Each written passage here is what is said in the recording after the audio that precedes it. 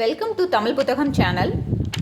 நம்ம சோழர்கள்னு சொல்கிறப்பயே நமக்கு ஞாபகம் வர்றது பார்த்திங்கன்னா ராஜராஜ சோழனை பற்றி தான்.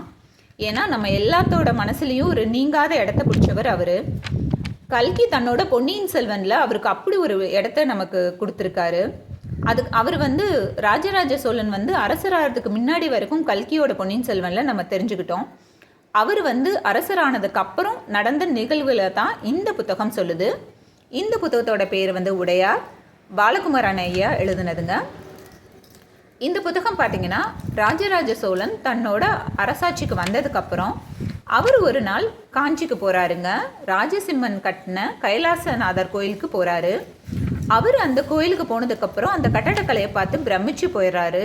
எவ்வளோ அழகாக இருக்குது இந்த கோயில்னு சொல்லி அவர் ரொம்ப ஆச்சரியப்படுறாரு. அப்போ அவருக்கு தோணுது என்னென்னா, நம்ம இவ்வளோ போரில் நம்ம ஜெயிச்சிருக்கோம், ஆனால் நமக்கு பிடித்தமான சிவனுக்கு நம்ம ஒரு கோயில் கட்டலையேன்னு அவர் ரொம்ப ஃபீல் பண்ணுறாரு. அவர் அங்கேருந்து கிளம்புறப்பயே அவருக்கு தோணிகிட்டே இருக்கிறது என்னென்னா, நம்ம தஞ்சைக்கு போனோன்னே அதற்கான வேலையை ஆரம்பிக்கணும்.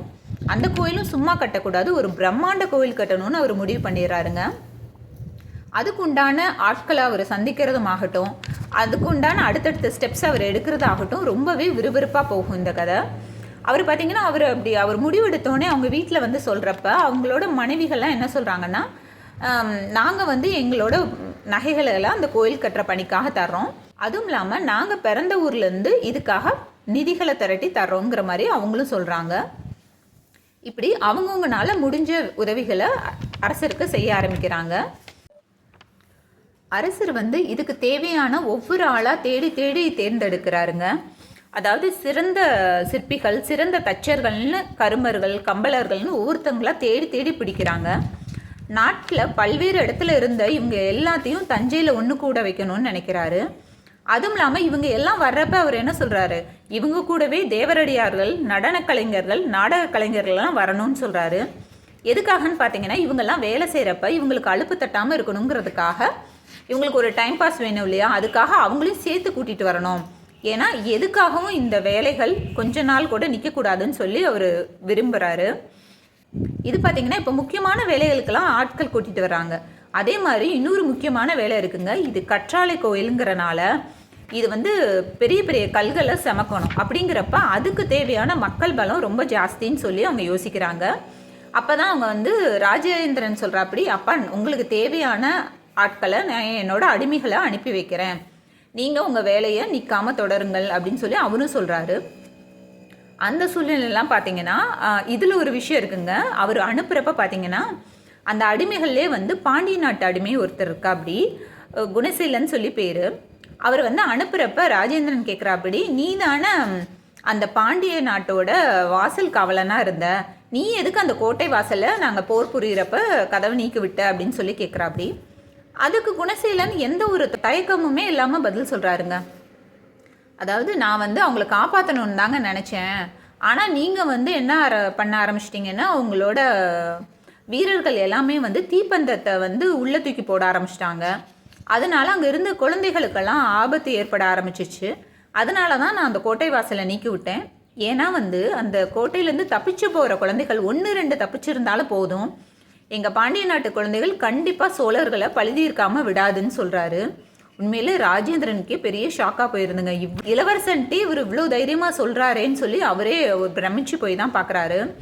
அந்த மாதிரி ஒரு கேரக்டர் உள்ள ஒரு குணசீலன் இங்கே ராஜராஜ சோழன்கிட்ட இந்த கோயில் வேலைக்காக வந்ததுக்கப்புறம் அவரோட மனமாற்றம் எந்த அளவுக்குங்கிறத நீங்கள் புத்தகத்தை படிக்கிறப்ப தெரிஞ்சுக்குவீங்க. கண்டிப்பாக நீங்கள் படிங்க. இப்போ இவங்க எல்லாம் வர ஆரம்பிச்சிட்டாங்க பார்த்தீங்களா. இதுக்கப்புறம் இன்னொரு விஷயம் நடக்குதுங்க. இந்த கோயிலுக்கான ப்ளூ பிரிண்ட் சேருது. இந்த கோயிலுக்கான ப்ளூ பிரிண்ட்டை பார்த்தோன்னே எல்லாருமே ரொம்ப ஷாக் ஆகிடுறாங்க. இப்படி ஒரு ப்ளூ பிரிண்டான்ட்டு.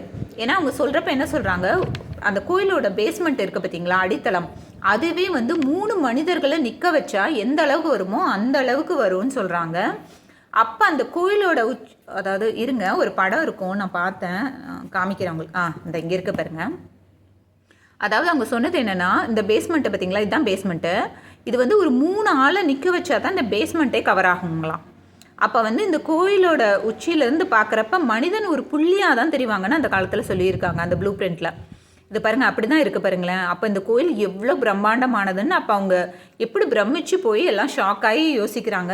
அந்த காலத்தில் இந்த ப்ளூ பிரிண்ட்டை பார்த்தோன்னே அங்கே இருக்க மக்கள்லாம் ரொம்பவே ஆச்சரியமாக பார்க்குறாங்க. இப்படி ஒரு கோயிலை மனிதர்களால் சாத்தியமா அப்படின்னு சொல்லி யோசிக்க ஆரம்பிக்கிறாங்க. ஏன்னா அந்த கோயில் அவ்வளோ பிரம்மாண்டமாக தோணுது அவங்களுக்கு. இதுக்குண்டான அத்தனையும் பொருள் தேவையும் மக்கள் தேவையும் நமக்கு எங்கேருந்து பூர்த்தி செய்ய போகிறோன்னு அவங்க கொஞ்சம் குழப்பத்தில் தான் ஆரம்பிக்கிறாங்க. ஆனால் ராஜராஜ சோழனுக்கு இதில் எந்த குழப்பமுமே இல்லைங்க. கண்டிப்பாக இந்த கோயிலை கட்டுறவங்க மட்டும்தான் அவர் யோசிக்கிறாரு. ஸோ அதுக்குண்டான ப்ராசஸ் மட்டும்தான் அவர் யோசிக்கிறாரு. அதே மாதிரி பார்த்தீங்கன்னா நம்ம தஞ்சையை சுற்றி எந்த ஒரு பாறைகளுமே இல்லை. அப்படி இருக்கப்ப தஞ்சையில் இவ்வளோ பெரிய கற்றாழை எப்படி சாத்தியமாச்சு அப்படிங்கிறதெல்லாம் நீங்கள் யோசிங்கன்னா, இதுக்குண்டான கற்கள் எல்லாமே திருச்சியிலிருந்து தாங்க வந்திருக்கு. திருச்சியிலேருந்து வர்றப்ப யோசிச்சு பாருங்கள், திருச்சியிலேருந்து தஞ்சாவூரை நோக்கி இந்த கற்கள்லாம் போகணுங்கிறப்ப அந்த காலத்தில் யானைகளை தான் பயன்படுத்தியிருக்காங்க.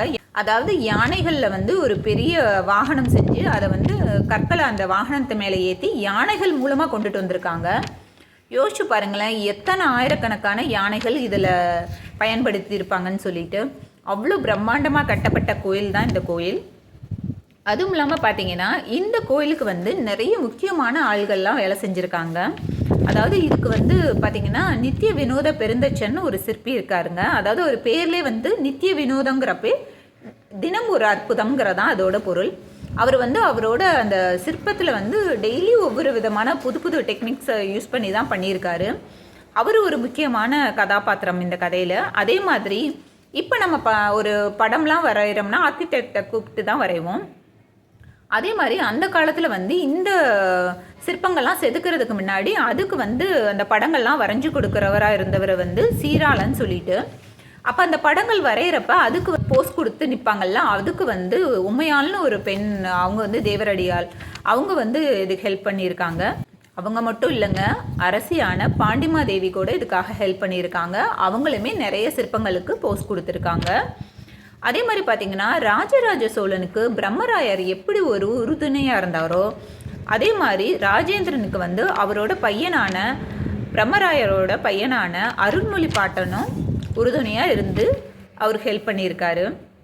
இந்த கோயில் கட்டுற பணிக்காக பார்த்தீங்கன்னா எதிரி நாட்டு கைதிகளையெல்லாம் கொண்டுட்டு தஞ்சையில் இவங்க இறக்கியிருக்காங்க. அதே மாதிரி நிறைய சிற்ப வேலைப்பாடு பண்ணுறவங்களும் வந்திருக்காங்க. அதே மாதிரி தச்சர்கள், கருமர்கள், கம்பளர்கள்னு இப்படி நிறைய பேர் வந்திருக்காங்க. தேவரடியார்கள், நடன கலைஞர்கள், இவங்க எல்லாருமே கொண்டுட்டு இறக்கிட்டாங்க. இத்தனை பேர்த்தையும் கொண்டுட்டு ஒன்று சேர்த்துறதுங்கிறது பெரிய விஷயங்க. ஏன்னா அந்த காலத்தில் இவங்க எல்லாத்தையும் கொண்டுட்டு தஞ்சையில் இறக்குறப்ப இவங்களுக்கு தேவையான உணவு, உடை, இருப்பிடம் எல்லாமே ரெடி பண்ணணும். அந்த காலத்தில் இவங்க எப்படி இதை ரெடி பண்ணியிருப்பாங்கன்னே தெரியலங்க. அவ்வளோ கஷ்டமான ஒரு சூழ்நிலையிலையும் அவங்க எல்லாமே ரெடி பண்ணியிருக்காங்க. இதில் இன்னொரு விஷயம் பார்த்தீங்கன்னா, இதை எல்லாத்தையுமே இவங்க ரெடி பண்ணிட்டு இவங்க என்ன பண்ணுறாங்க, இன்னும் பொருள் தேவைப்படும், அதனால நம்ம என்ன பண்ணலான்னா நம்ம ஒரு போருக்கு போயிட்டு வரலான்னு யோசிக்கிறாங்க. யோசிச்சு பாருங்க, ஆயிரக்கணக்கில் எதிரிப்படையை கொண்டு விட்டுட்டு இந்த உள்ளூரில் இருக்கிற போர் வீரர்களும் வெளியில் போனால் அந்த நாட்டு மக்களோட நிலைமை என்னாகும், அந்த நாட்டோட நிலைமை என்னாகும், அதை பற்றிலாம் கொஞ்சம் கூட பயப்படாமல் ஒரு ராஜராஜ சோழன் இந்த முடிவு எடுக்கிறாப்படி. உண்மையிலே அந்த ஒரு கதையெல்லாம் நம்ம போகிறப்ப பார்த்தீங்கன்னா நம்ம டென்ஷனாகிரும். ஐயோ, இத்தனை பேர்த்து கொண்டுட்டு உள்ளறைக்கு விட்டு போயிருக்காங்களே, இவங்க போருக்கு ராஜேந்திரனும் கிளம்பி போயிடுவா அப்படி, அதே மாதிரி ராஜராஜ சோழனும் கிளம்பி போவாங்க. அந்த சூழ்நிலையெல்லாம் உண்மையிலே ரொம்ப அருமையாக இருக்குங்க. நீங்கள் கண்டிப்பாக படிக்க வேண்டிய புத்தகம்னு நான் சொல்லுவேன். ஏன்னா இது இப்போ இத்தனை பேர் அவருக்கு சாதகமாக இருந்தாங்கன்னு சொன்னேன். ஆனால் இந்த கோயில் கட்டுற பணி நடக்கிறப்பே பார்த்தீங்கன்னா ராஜராஜ சோழனுக்கும் கம்பளர்களுக்கும் சின்ன பிணக்கு இருக்கும். அதே மாதிரி ராஜேந்திர சோழனுக்கும் அந்தணர்களுக்கும் சின்ன கருத்து வேறுபாடுகளும் இருந்துக்கிட்டே இருக்கும். ஆனால் இந்த மாதிரி ஒரு சூழ்நிலையில் கூட இவங்களாவது பரவாயில்லைங்க, உள்நாட்டை சேர்ந்தவங்க, அவங்கள சமாதானப்படுத்திக்கலாம். ஆனால் இவங்களுக்கும் நம்பூதிரிகள்னால் வேறு யாரும் இல்லைங்க, எதிரி நாட்டுக்காரவங்க. அவங்களுக்கும் இவங்களுக்குமாக நிறைய அவங்க உள்நாட்டு கழகத்தை ஏற்படுத்திகிட்டே இருந்தாங்க நம்பூதிரிகள். இப்படிப்பட்ட சூழ்நிலையில் நாட்டை விட்டுட்டு அது கோயில் கட்டுற இவ்வளோ பெரிய திருப்பணியை ஆரம்பித்து விட்டுட்டு மனுஷன் இங்கேருந்து ஒரு போருக்கு போயிருக்காருன்னா அவருக்கு உண்மையிலே நெஞ்சுரம் எவ்வளோ இருந்திருக்கணும். உண்மையிலே ரொம்ப அழுத்தக்காரங்க மனுஷன். அவங்க போர்க்காட்சியை பற்றி சொல்கிறப்ப பார்த்தீங்கன்னா, போருக்கு கிளம்ப முடிவு பண்ணோடனே எல்லா படைகளும் தஞ்சையை நோக்கி வர ஆரம்பிக்குது. அப்போ வந்து அவங்க என்ன சொல்கிறாங்கன்னா, அவங்க யானைப்படை மட்டுமே ஒரு 1000 யானைகளை வந்து தஞ்சையை சுற்றி கொண்டு வந்து கட்டி போடுறாங்க. யோசிச்சு பாருங்களேன், ஒரு 1000 யானையை ஒரே இடத்துல பார்க்குறப்ப எவ்வளோ பிரம்மாண்டமாக இருக்குன்னு சொல்லிட்டு. யானைப்படை மட்டுமே 1000னா அதில் காலாட்படை எவ்வளோ, வில்படை எவ்வளோ, அதே மாதிரி குதிரைப்படை எவ்வளோ இருந்திருப்பாங்க அப்படிங்கிறதெல்லாம் உண்மையிலே பிரம்மாண்டமான காட்சிங்க. இது வந்து ஆக்சுவலாக செல்வராகவன் ஐயா இதை படமாக எடுக்கிறேன்னு சொல்லிட்டு இருந்தாங்க. அப்போ எடுத்தால் எவ்வளோ பிரம்மாண்டமாக இருக்கும் அப்படின்னு நான் யோசிச்சுட்ருக்கேன். ஏன்னா இது நம்ம படிக்கிறப்பயே அவ்வளோ பிரம்மாண்டமாக இருக்குது. கண்டிப்பாக படிக்க வேண்டிய புத்தகம்னு நான் அதை சொல்லுவேங்க.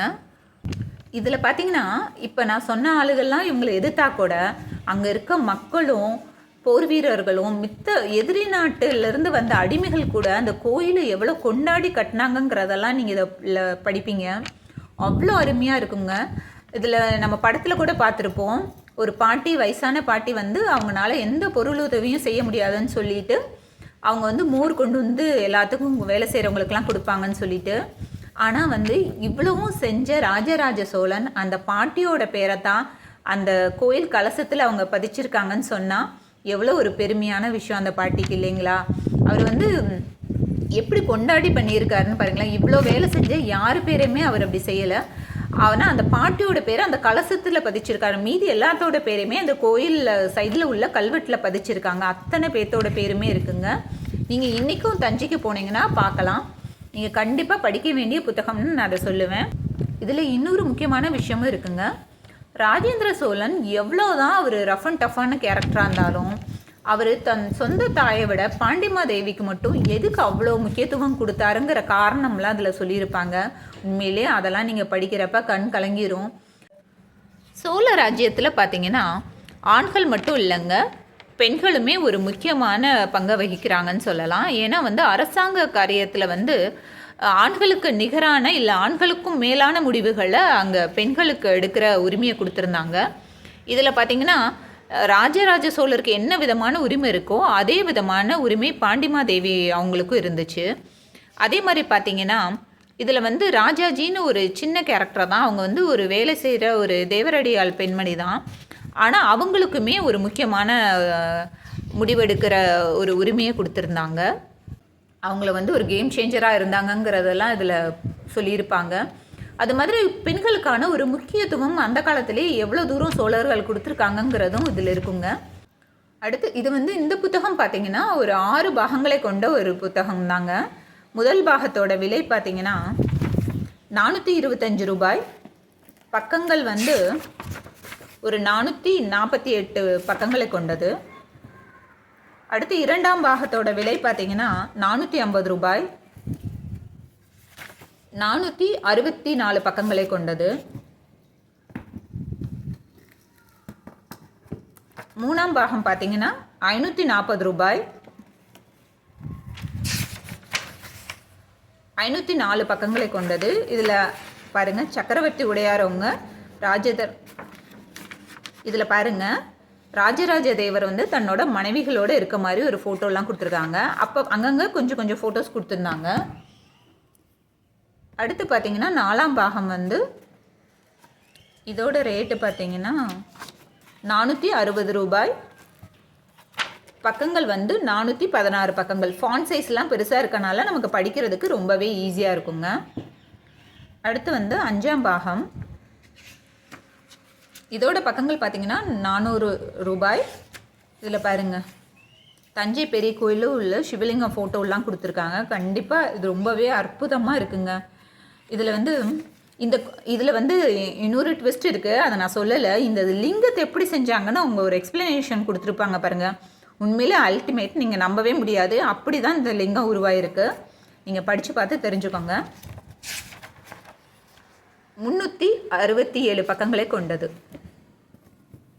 அடுத்து 6ஆம் பாகம் பார்த்தீங்கன்னா 570 ரூபாய். பக்கம் வந்து 534 பக்கங்களை உடையது. இதில் பார்த்தீங்கன்னா இது விசா பப்ளிகேஷனுங்கிறனாலவே இவங்க என்ன பண்ணுவாங்கன்னா, இவங்ககிட்ட பெருசாக ஆஃபர்லாம் எப்பயுமே கிடைக்காதுங்க. நீங்கள் புக் ஃபேரில் வாங்கிக்கிட்டிங்கன்னா ஒரு 10% ஆஃபர் கிடைக்கும். அதுவும் இல்லாமல் பார்த்தீங்கன்னா உங்களால் அட் அ டயத்தில் இந்த 6 பாகமும் என்னால் வாங்க முடியாதுன்னு நினைக்கிறவங்க பணுவில் போய் சிங்கிள் பாகமாகவே நீங்கள் வாங்கிக்கலாங்க. ஒவ்வொரு பாகமாக நீங்கள் வாங்கி படிச்சுக்கலாம். எப்படி பொன்னியின் செல்வன் வந்து ராஜராஜ சோழனை பற்றி ஒரு வருஷன் நமக்கு சொல்லிச்சோ, இது அடுத்த வருஷன் நமக்காக சொல்லுது. தஞ்சை பெரிய கோயில் இத்தனை இயற்கை சீற்றங்களையும் தாண்டி நிலச்சினைக்கிறதுக்கான காரணம் பார்த்தீங்கன்னா, ஃபஸ்ட்டு வந்து அவங்களோட கட்டுமான டெக்னிக்குங்க. அவங்க அந்த காலத்தில் பார்த்தீங்கன்னா அதில் பெரிய ஜாமவானாக இருந்திருக்காங்க. அடுத்த முக்கியமான காரணம் பார்த்தீங்கன்னா, நம்ம ராஜராஜ சோழன் அந்த சிவன் மேலே வச்சுருந்த பக்தி தாங்க காரணம். ஏன்னா அவர் தன்னோட அரண்மனையை கூட கற்றாழையில் கட்டலை, கோயிலை தான் கண்டிப்பாக கற்றாழையிலே கட்டணும்னு அவர் இந்த முயற்சி செஞ்சுருக்காரு. அவர் இந்த கோயிலை கொண்டாடி கொண்டாடி கட்டியிருப்பாருங்க. இந்த புத்தகத்தை படிச்சிங்கன்னா உங்களுக்கு அது நல்லாவே புரியும். இந்த புத்தகம் பார்த்தீங்கன்னா ஒவ்வொரு வீட்லேயுமே கண்டிப்பாக இருக்க வேண்டிய புத்தகம்னு நான் சொல்லுவேன். ராஜராஜ சோழன் எவ்வளோ ஆசையாக அந்த கோயிலை கட்டினாருங்கிறதெல்லாம் இந்த புத்தகத்தில் அவ்வளோ அழகாக விவரிச்சிருப்பாங்க.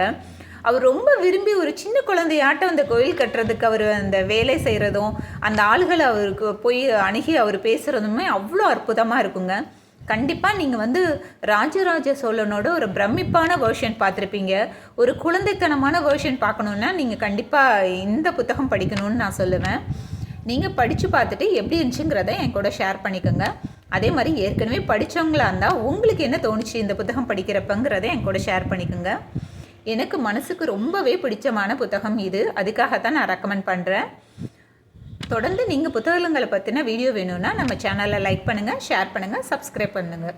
அடுத்து ஒரு புது வீடியோவில் உங்களை நான் சந்திக்கிறேன். அதுவரை உங்களிடமிருந்து விடைபெறுவது கலையரசி சீனிவாசன்.